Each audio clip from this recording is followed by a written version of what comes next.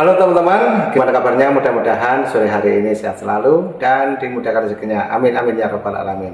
Oke, di video kali ini yang kita tonton masih tetap tentang Roy Suryo, dan di sini ada statement Roy Suryo yang terbaru dan tentunya masih bersama pengacara dari Roy Suryo sendiri, teman-teman. Dan ini ada statement yang lagi di framing lagi ya oleh Roy Suryo, juga termasuk Roy CS dan kawan-kawan. Ini terkait dengan Bang Lecumanan, juga ada salah satu debat di televisi dengan Bang Ade Darmawan.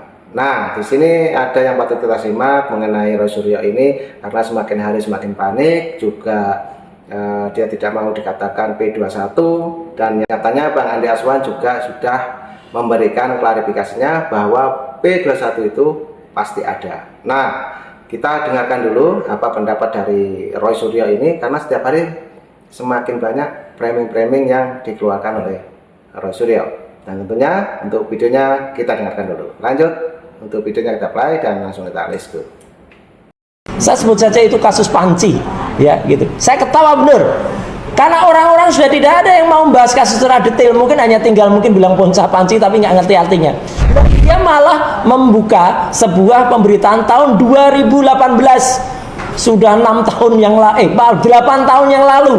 Dan menariknya apa? Berita itu sudah inkrah. Persoalan ini sudah selesai di ranah hukum Pengadilan Negeri Jakarta Selatan. Clear. Jadi yang namanya dulu ada isu hoax, dan itu jahat sekali.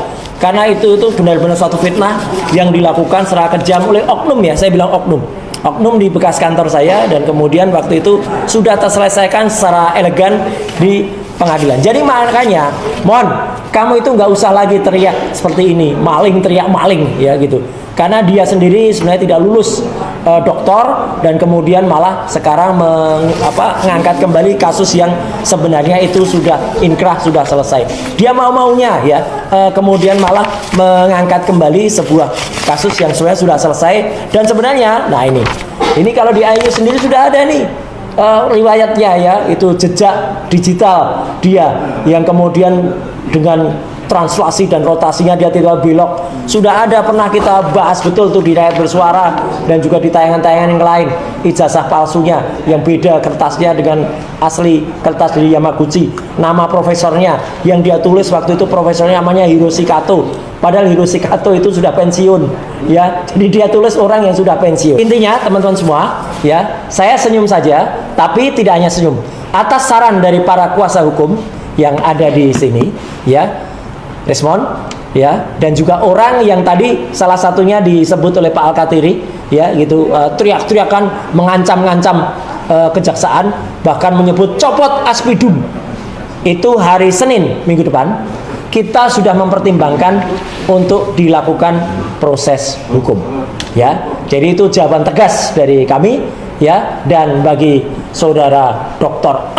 Resmond Hasiulan Sianipar, ya, lihat saja, ya, apa yang terjadi dengan kaos ini, ya. Kau sudah tidak lulus, dan kemudian kau menjadi zombie. Nah, itu teman-teman ya. Jadi statement yang dimana dimulai lagi karena Roy Suryo sendiri tidak terima mendengar statement dari Resmond Sianipar. Dan di sini Resmond juga masih mengkorek-korek ya tentang barang-barang yang dibawa pulang oleh Roy Suryo tersebut, teman-teman. Yaitu termasuk perabotan rumah tangga, tempat tidur, dan barang-barang elektronik, termasuk kamera. Dan nanti kita dengarkan sendiri perkataan ataupun rincian dari Resmond Sianipar. Lanjut lagi kita tonton. 75 juta harganya.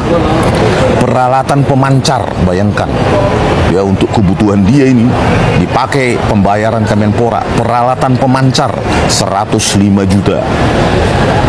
Lensa kamera, ya, mungkin untuk hobinya dia, ya kan, 94 juta. Ya, lensa kameranya 94 juta. Kamera 65 juta. Karpet ya 69 juta. Ini si Roy nih ngomongin ijazahnya Pak Jokowi palsu boleh. Seluruh Indonesia boleh dengar, boleh. Oke, yang nggak boleh? Saya ngomong dia gigi palsu, keberatan dia. Saya ngomong dia gigi palsu, keberatan dia. Dan mau dilaporkan kalau nggak salah ya? Mau dilaporkan, lapor aja saya bilang. Bilang aja takut. Giginya udah dicek asli belum? Iya, makanya jangan nanti harusnya aduh. gini. Pak Lecu waktu dia ngomong begitu, ya mana gigi saya yang palsu? Ya mesti dicek dulu. Palsu kok itu giginya Iya, cuman di situ nggak ada ahli gigi. Gimana mau kita ngecek? Ya. Kan kita bisa. Pengacara bisa, ahli gigi Bukan, bisa. nggak mungkin host yang ngecek kan? Enggak. Aku suruh Elvira yang ngecek. Iya. Pak Lecu harusnya bisa jadi pengacara, bisa jadi ahli gigi, ahli ijazah, ahli telematika, ahli forensik. ahli segala ahli. Bisa, ahli segala ahli. Aduh, ini Enggak bang, mestinya di strategi. Hostnya nggak mungkin bisa bawa alat cek. Apa udah siapin kayak gua nyiapin alat peraga yang lain. Iya. Apa itu martel bang? Gitu. iya, ya kan? Kalau memang rapuh kan berarti palsu. Ya kan? Sederhana kok ini. Iya. Dia ngomong ijazah orang palsu boleh. Seluruh Indonesia dengar boleh. Iya. Ya kan saya baru ngomong gigi palsu udah ini dia keberatan dia. Iya. Kan sakit hati katanya. Udahlah, udah Roy, kau persiapkan diri kau Roy. Kau nggak usah banyak ngomong kau Roy ya. Ya aku tunggu kau nanti di pengadilan Roy. Serius dia. Serius dia. Kau Roy. Rismon kan udah berteman nih bang. Rismon bagus lah, kita apresiasi karena dia kan orang yang tadinya sempat frontal sama kita, akhirnya dia mau mengakui kesalahan dia. Ya kan kita harus menghargai orang yang berani mengakui kesalahannya. Kalau ini kan kesalahan yang terus dibenarkan, udah salah dibenarkan terus. Dan yang gue bikin heran ya, segala upaya mereka lakukan sebelum menuju P21 masih ada kesempatan mungkin bagi dia, nggak berhasil sampai terakhir ke MK, kemudian kembali lagi ke KIP, kembali lagi ke CLS yang ditarik ke Jakarta, nol semuanya. Sekarang upaya terakhir adalah demo. Seperti apa bang? Ada 60 ribuan ya kemarin. Padahal Demo dia yang tersangka, dia pula suruh Pak Jokowi diadili. Yang bener aja lah. Jangan diputar-putar lah pemahaman ini, bingung saya. Betul. Dia yang tersangka, saya yang meminta ke negara untuk mengadili dia, bukan mengadili Pak Jokowi. Gila kali bang, Ya sebenarnya kan ya untuk itu kan di KUHAP kan tidak diatur Pak. Apakah diumumkan apa tidak itu kan nggak ada diatur di dalam KUHAP. Kenapa? Karena itu kan kewenangan penyidik. Apakah dia akan memberitahukan ke media apa tidak? Ya, kemudian ya apabila ada pertanyaan media, ya itu kan haknya juga menjawab Pak. Karena apa? Ya berarti kan apa yang ditanya ke media nggak mungkin penyidik itu akan bercerita tidak sesuai dengan apa yang terjadi terhadap berkas itu. Otomatis apa yang dikatakan penyidik itu ya pastilah itu apa adanya, ya kan? Nah, tapi kan kalau belum dikonferensi pers kan, nah itu kan ya bisa aja mungkin belum tepat waktunya. Karena apa? Bisa aja kan nanti penyidik memberikan statement konferensi pers itu mungkin pada waktu berkas akan diserahkan tahap 2-nya dengan orangnya ke JPU. Bisa aja menjelang itu. Karena mungkin mereka nanti kan pasti kan menjelang penyerahan itu kan pasti ada pemanggilan kepada tersangka untuk diserahkan ke JPU. Bisa aja kan nanti pada waktu memberikan pemanggilan tersangka untuk diserahkan itu mungkin di situ aja.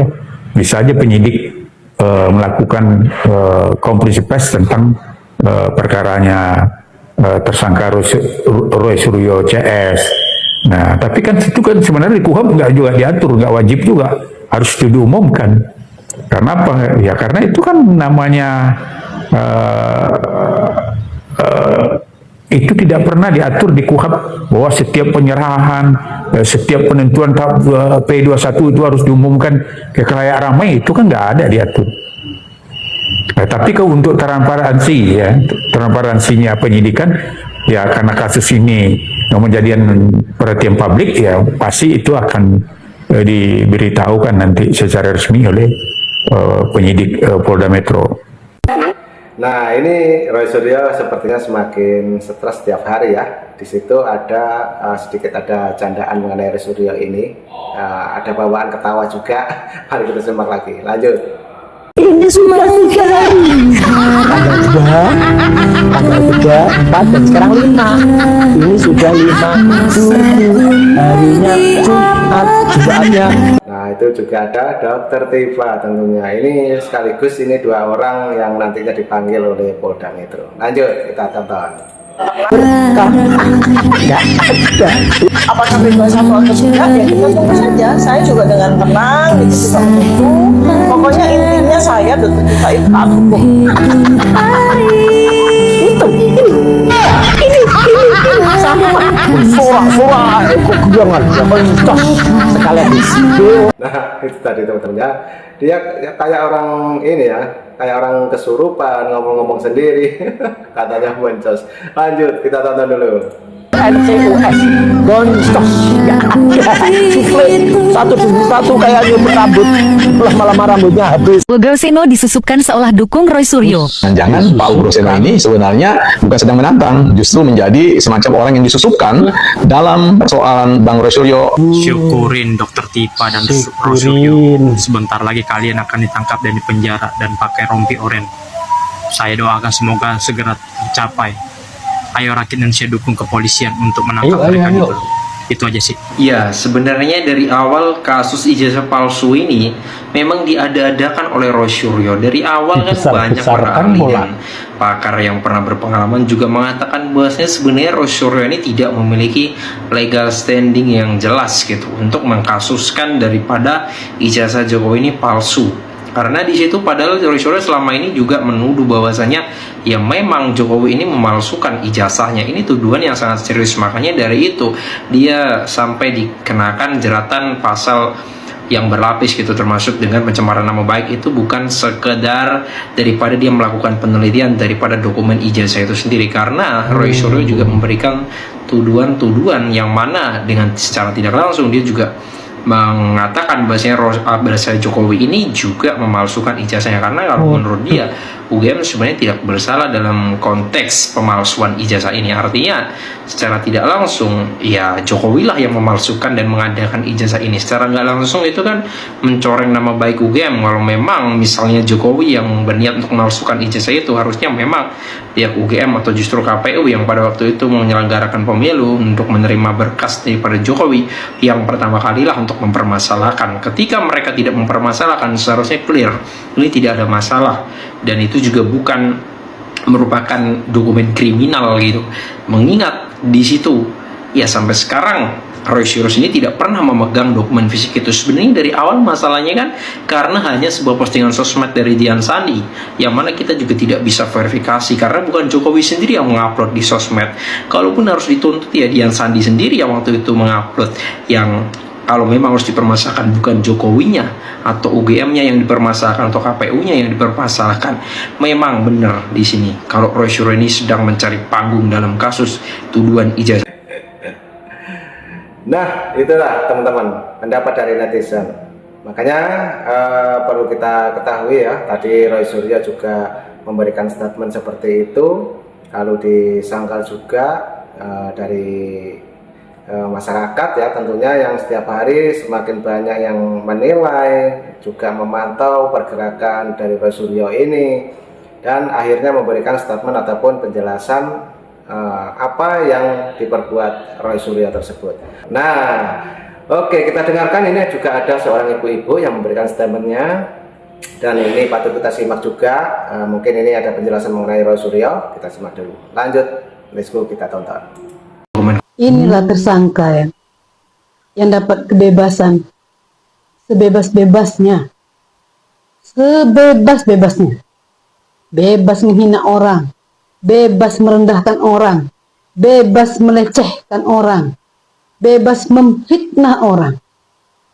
Bahkan nih sekarang Kombes Budi pun jadi bahan olok-olokan dia, dijadikan wayang, dijadikan bahan tertawaan, dijadikan bahan konten. Kan dia betul, ya sebentar sabar.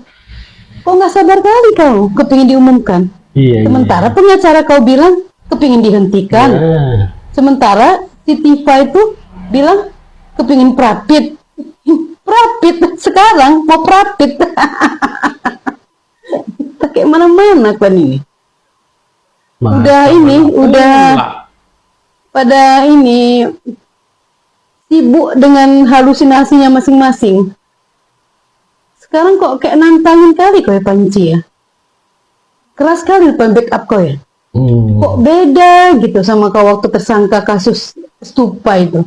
Langsung yang pada waktu itu dulu. Pak Jokowi masih jadi presiden dan segala kekuatan politik masih di bawah kekuasaannya, masih di bawah kendalinya. Kau sampai pakai sampai pakai leher itu, kau sampai digotong lagi kau, naik pakai kursi roda lagi kau, sampai pingsan lagi kau. Karena memang nggak ada backup di belakang kau. Nah sekarang kayaknya udah jelas sekali ini siapa yang backup kau ya Panci ya. Sampai kau berani kali, yakin kali kau bakal nggak ditahan. Yakin kali kau bakal dapat pengampunan dari negara. Bahkan ada nenek termul. Wah, ini berani ngomong. Kacau banget nenek termul ini. Saya menjanjikan 10 juta rupiah kalau P21 itu terbit ya minggu ini. Ternyata apa yang dia katakan 10 juta rupiah itu kata Pak mantan Wakapolri, Pak Komjen Purnawirawan Ugrusipo, itu masuk dalam pasal 426 dan 42. Selain paling jago menghina orang, merendahkan orang, gak peduli apakah orang itu lebih tua dari dia, apakah orang itu perempuan, laki-laki, gak peduli. Lancar aja muncungnya itu menghina orang. Lancar kali muncungnya itu merendahkan orang, memfitnah orang, lancar kali muncungnya itu. Memang udah terlatih muncungnya itu. Ini paling jago juga nih memframing ucapan orang. Udah jelas-jelas Ibu Elida bilang, kalau misalnya, karena keyakinan dia ya bahwa kasus ini pasti akan sampai ke pengadilan, bahwa si Panci sama kawan-kawan ini bakal P21, berkasnya P21 dan mungkin ke tahap 2 bakal ditahan. Itu karena keyakinannya, karena dia udah melihat sendiri, udah mengetahui langsung ketika pihak kejaksaan mengantarkan kembali berkas yang sudah P21 itu ke kepolisian, karena dia sering datang ke Polda. Makanya dia punya keyakinan kalau kasus ini, kasus si berkas si Panci dan kawan-kawannya sudah P21, hanya tinggal menunggu waktu untuk diumumkan. Makanya dia yakin bilang, kalau seandainya si Panci ini yang bilang kasus ini akan dihentikan, bisa dihentikan, maka dia akan kasih si Panci 10 juta. Kalau sebaliknya si Panci berkasih P21, maka berani nggak si Panci kasih dia 10 juta? Kan itu intinya. Oke teman-teman, waduh. Ini kedua ibu-ibu ini ya, baru saja memberikan statementnya dan tegurannya tentunya spesial untuk Roy Suryo, yang dimana kritikannya sangat pedas sekali. Dan setiap hari, setiap waktu, kemungkinan ibu ini juga menilai gerak-gerik dari Roy Suryo tersebut ya, sampai memberikan statement yang begitu keras.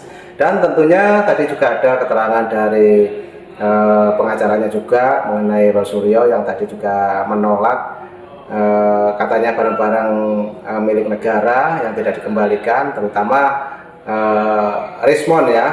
Rismon itu sudah sampai membuat pengumuman bahwa barang yang dibawa oleh Roy Suryo tersebut adalah nominalnya sangat besar sekali teman-teman. Nah dari itu teman-teman yang mau berkomentar tentang Roy Suryo, tentang Rismon, silahkan tulis di komentar saya. Dan terima kasih semuanya. Bang Hengki, saat ini saya ada di Basecamp YouTube Nusantara di Jakarta. Saya ucapkan terima kasih semuanya yang sudah menonton. Jangan lupa like, komen, dan subscribe juga di channel saya yang baru ini. Nah oke, terima kasih semuanya. Sehat selalu, ambil hikmahnya. Assalamualaikum warahmatullahi wabarakatuh. Sampai jumpa. Thank you.